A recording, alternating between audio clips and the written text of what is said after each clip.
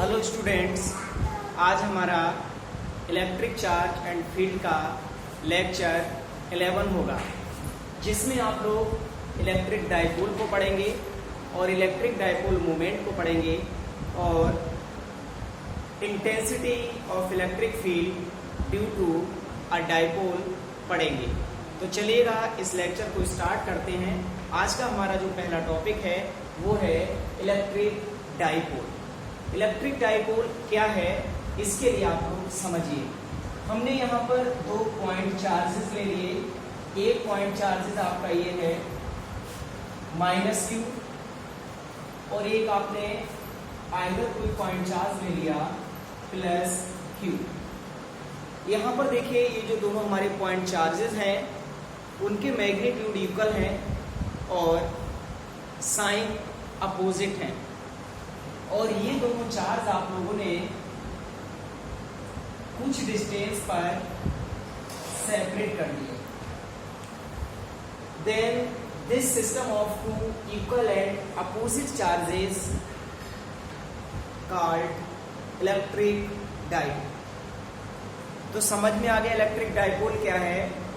It is a system of 2 equal and opposite charges separated by a small distance is called electric dipole। तो electric dipole क्या है, 2 equal और opposite charges का system होता है जो कुछ डिस्टेंस पर सेपरेट होते हैं।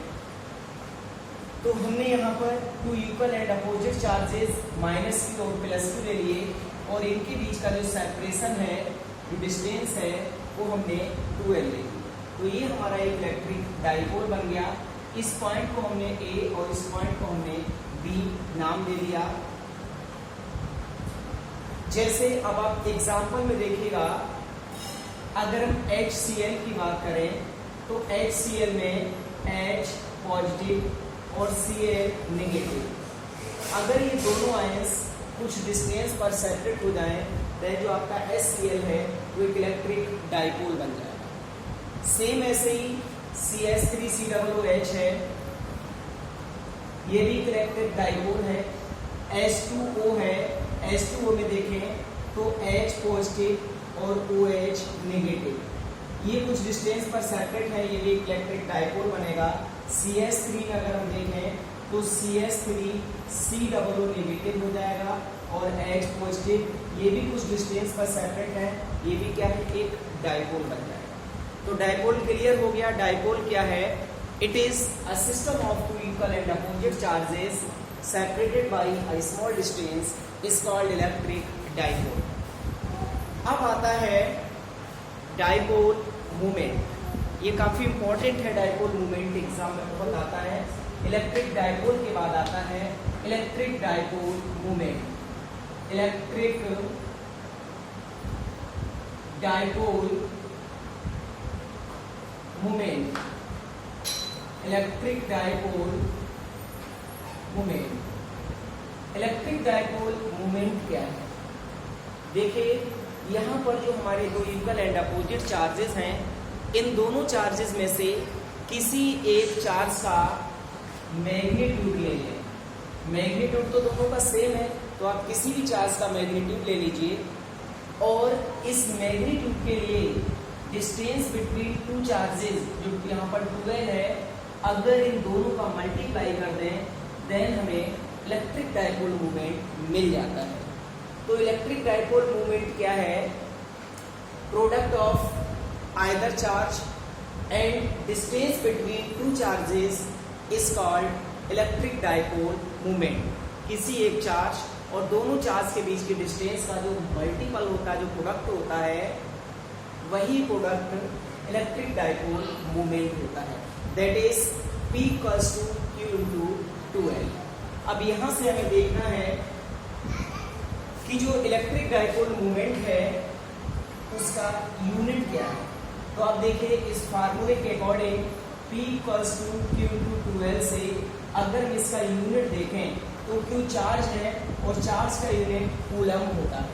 2l डिस्टेंस है और डिस्टेंस का यूनिट मीटर होता है। देन इलेक्ट्रिक डाइपोल मोमेंट का जो यूनिट हो गया वो कूलम × मीटर हो गया। कूलम इंटू मीटर इसका यूनिट हो गया। अब हमें इसकी डायमेंशन निकालनी है, इसका डायमेंशन फार्मूला देखना है। तो देख लीजिए ये क्यों कूलम है और कूलम का यूनिट कूलम की जो डायमेंशन है वो केटी होती है, आप लोगों ने पढ़ी थी इसी चैप्टर के फर्स्ट लेक्चर में। और 2L डिस्टेंस है और डिस्टेंस का जो डायमेंशन है वो L होता है, दोनों को कंबाइन कर देंगे तो LTA हो जाएगा। तो जो dimension formula electric dipole moment का है वो LTA होता है। इसके बाद आता है कि जो इलेक्ट्रिक डायपोल मोमेंट है वो क्वांटिटी कैसी है, मीन्स जो इलेक्ट्रिक डायपोल मोमेंट है वो वेक्टर क्वांटिटी है या फिर स्केलर क्वांटिटी है। तो देखिए जो इलेक्ट्रिक डायपोल मोमेंट होता है वो एक वेक्टर क्वांटिटी होती है। जब ये वेक्टर क्वांटिटी है तो इसकी डेफिनेटली कोई ना कोई डायरेक्शन भी होगी। तो इस इलेक्ट्रिक डायपोल मोमेंट की जो डायरेक्शन होती है वो along the line joining two charges from negative to positive charge होती है। मीन्स दोनों चार्ज को ज्वाइन करने वाली लाइन के अलोंग नेगेटिव चार्ज से पॉजिटिव चार्ज की ओर होती है। तो यहाँ पर इसकी जो डायरेक्शन होगी इलेक्ट्रिक डायपोल मोमेंट की यानी वेक्टर P की, वो along line joining two charges from negative charge to positive charge. Clear हो गया?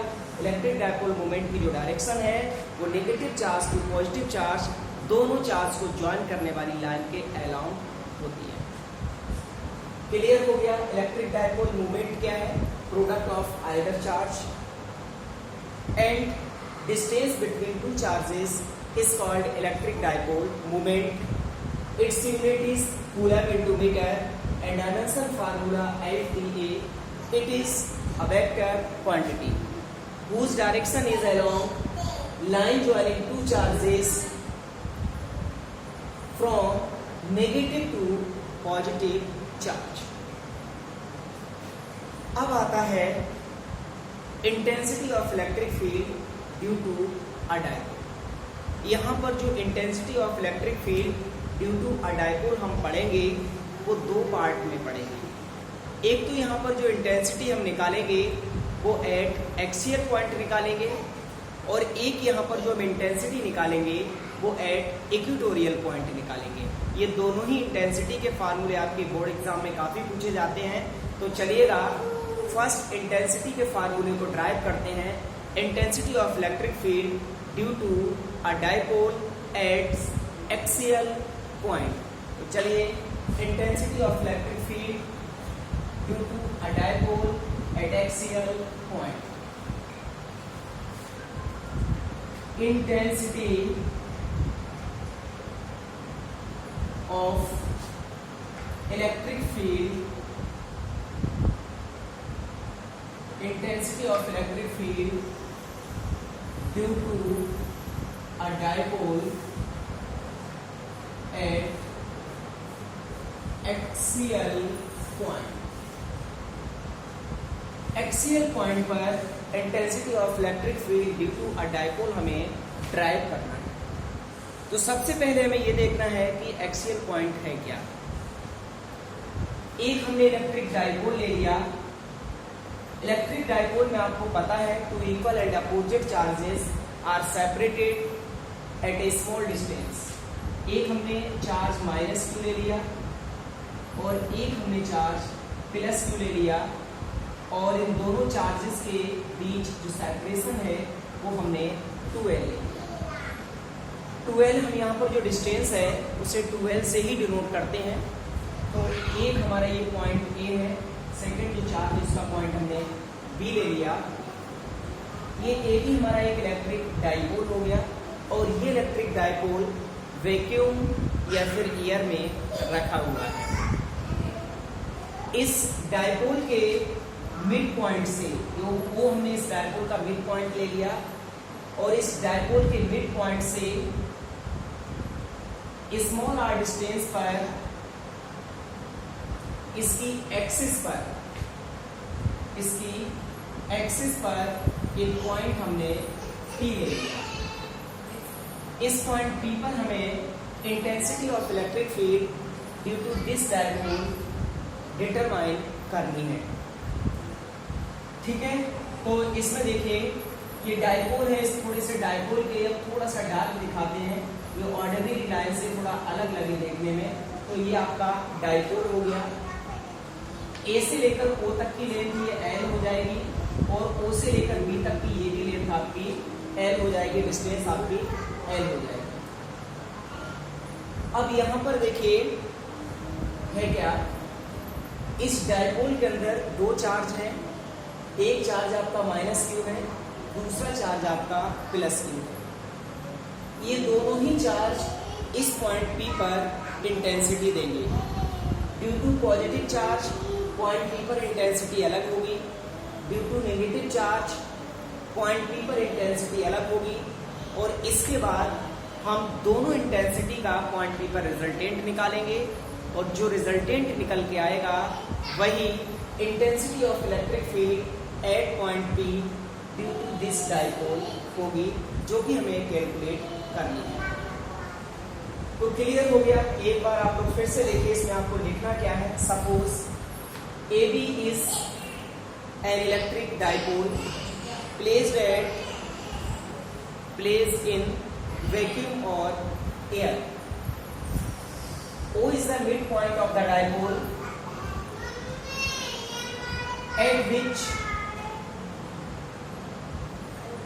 point P is an axial point at which intensity of electric field due to this dipole is determined. हमने suppose कर लिया कि point जो हमारा point charge +q है, due to this charge intensity जो पॉइंट P पर है वो E1 है। E1 की जो डायरेक्शन होगी वो अवे फ्रॉम +q चार्ज होगी, क्योंकि ये पॉजिटिव चार्ज है और आप लोग पढ़ चुके हैं ड्यू टू पॉजिटिव चार्ज जो इंटेंसिटी की डायरेक्शन होती है वो अवे फ्रॉम द चार्ज होती है। तो E1 के लिए हमने अवे फ्रॉम डिस्चार्ज दिखा दिया है। इसके बाद हमने due to this -q charge intensity at point P E2 suppose कर ली। E2 हमने सपोज कर ली, E2 सपोज कर ली और इस E2 की जो डायरेक्शन होगी वो टुवर्ड्स द -q चार्ज होगी, क्योंकि ये नेगेटिव चार्ज है और आप लोगों को पता है ड्यू टू नेगेटिव चार्ज जो इंटेंसिटी ऑफ इलेक्ट्रिक फील्ड की डायरेक्शन होती है वो टुवर्ड्स द नेगेटिव चार्ज होती है। So direction of E2 will be towards the charge -q। Clear हो गया। तो यहाँ देखिए पॉइंट P पर जो इंटेंसिटी की डायरेक्शन है E1 और E2 की वो अपोजिट है। अब यहाँ पर हम E1 की वैल्यू निकालेंगे, E2 की वैल्यू निकालेंगे और इसके बाद पॉइंट P पर नेट इंटेंसिटी निकालेंगे। तो देखिए intensity of electric field at point P due to charge +q। ठीक है, तो due to charge +q intensity at P, ये E1 हो गई और ये हो जाएगी 1/4 पाई एप्सिलॉन 0। आप लोगों ने पढ़ा है due to a point charge intensity at any point E equals to 1/4 pi epsilon 0 Q upon R square होती है। यहाँ Q की जगह पर +q आ जाएगा अपॉन R स्क्वायर। R यहाँ पर distance between charge and point P लगेगी। चार्ज और पॉइंट P के बीच की जो डिस्टेंस है वो PV है यहाँ पर, तो यहाँ हम कर देंगे PV स्क्वायर। और इसकी जो डायरेक्शन होगी वो आप लोग देख लीजिए, अवे फ्रॉम P है, मीन्स जो डायरेक्शन होगी वो B to P होगी। E1 की जो डायरेक्शन है वो B to P है, मतलब अवे फ्रॉम पॉइंट P या अवे फ्रॉम पॉइंट P की बात है। PV की वैल्यू लगाइए 1/4 पाई एप्सिलॉन 0 Q ऐसा ही रहेगा। अब डायग्राम से आप लोग PV की वैल्यू देखेंगे। यहाँ PV की वैल्यू क्या है, देखिए अगर हम इस पूरी r डिस्टेंस में से इस डिस्टेंस OB को माइनस कर दें, पूरी r डिस्टेंस से OB डिस्टेंस को माइनस कर दें तो आपको PB डिस्टेंस पता चल जाएगी। पूरी r में से इस OB को माइनस कर दीजिए तो ये हो जाएगी OP माइनस OB, स्क्वायर चल रहा है 1/4 pi epsilon 0 Q upon OP की जगह पर R लगा दीजिए और माइनस OB की जगह पर L, इसका स्क्वायर कर दीजिए, ये आपका E1 की वैल्यू आ गई। सेम ऐसे ही आपको intensity at point P due to this charge minus Q निकालनी पड़ेगी। तो यहां पर देखिए due to charge minus Q intensity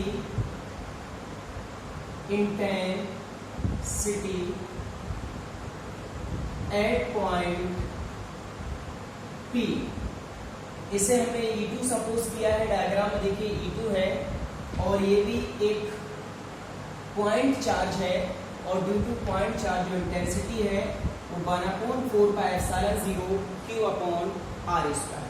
Q की जगह यहाँ पर Q आएगा और R की जगह पर यहाँ जो डिस्टेंस आएगी वो डिस्टेंस आपकी PA आएगी, तो यहाँ पर हो जाएगा PA का square 1/4 pi epsilon 0 Q upon PA की जगह पर क्या लगा देंगे, जो आपका PA है वो R प्लस L हो जाएगा। डायग्राम में देखिए P से लेकर O तक की डिस्टेंस R है और O से लेकर A तक की डिस्टेंस L है, तो ये हो जाएगा आपका R प्लस L का स्क्वायर। ये आ गया इक्वेशन नंबर, हमने इसे 2 नाम दे दिया। अब यहाँ पर देखिए पॉइंट P पर जो इंटेंसिटी E1 और E2 है वो अपोजिट डायरेक्शन में है और अपोजिट डायरेक्शन में होने की वजह से जो net intensity at point P निकल के आएगी वो माइनस करके हम निकालेंगे, सब्सट्रैक्ट करके निकालेंगे, क्योंकि ये दोनों अपोजिट डायरेक्शन में है। तो net intensity at point P जो हो जाएगी वो E1 माइनस E2 हो जाएगी। तो इसे हम मिटा देते हैं।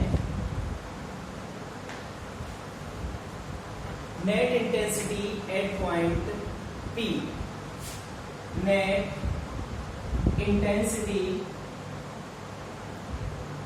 एट पॉइंट P, ये इक्वल्स टू हो जाएगा E1 माइनस E2।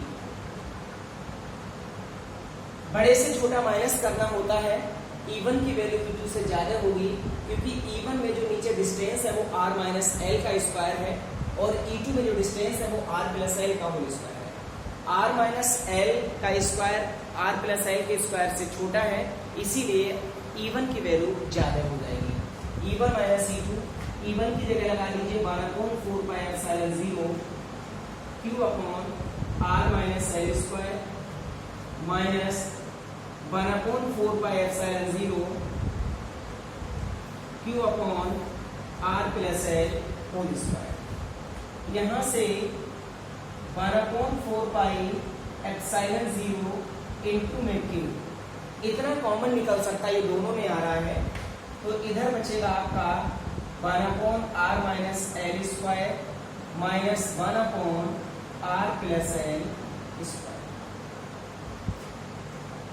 ठीक है, अब इसे हम कैलकुलेट करते, इसे सॉल्व करते हैं। अब डायग्राम की कोई हमें जरूरत नहीं है, डायग्राम को हटा देते हैं।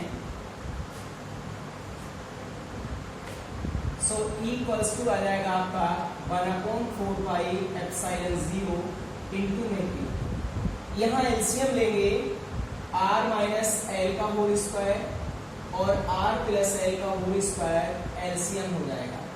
ऊपर आएगा R प्लस L का square minus R minus L का स्क्वायर।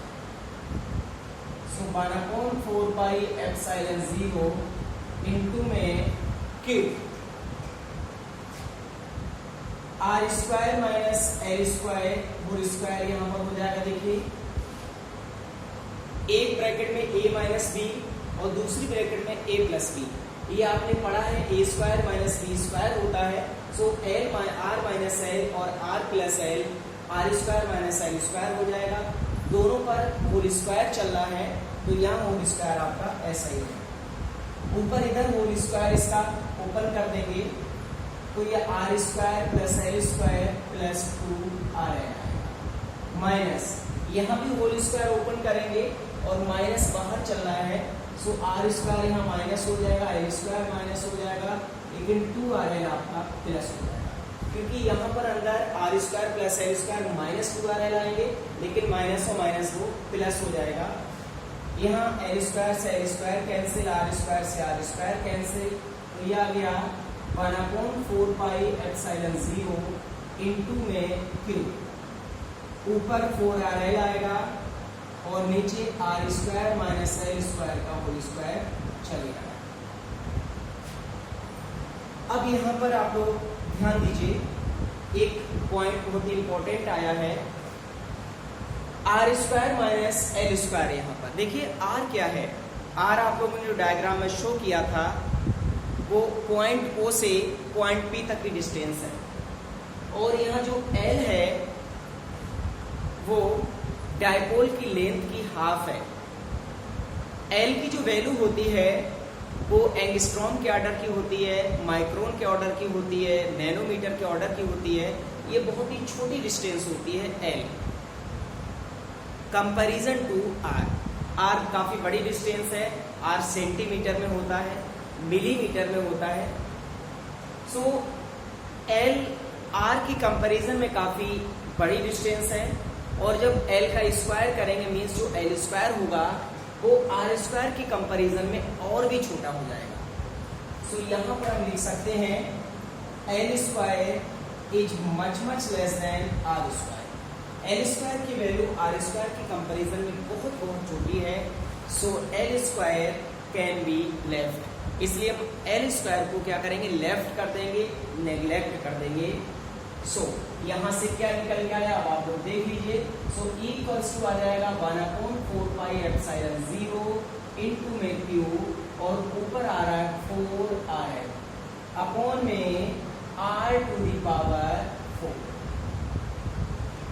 यहाँ पर देख लीजिए आप लोग, एक r से एक r कैंसिल हो जाएगा। सो बचेगा क्या, इक्वल्स टू आ जाएगा 1/4 pi epsilon 0 Q into 4L upon R Q. ऊपर वाला एक आर नीचे r की पावर 4 में से एक r को कैंसिल कर देगा। सो यहाँ से 1/4 पाई एप्सिलॉन 0। अब इस Q इंटू 4L के लिए 2 इंटू Q इंटू 2L में लिख सकते।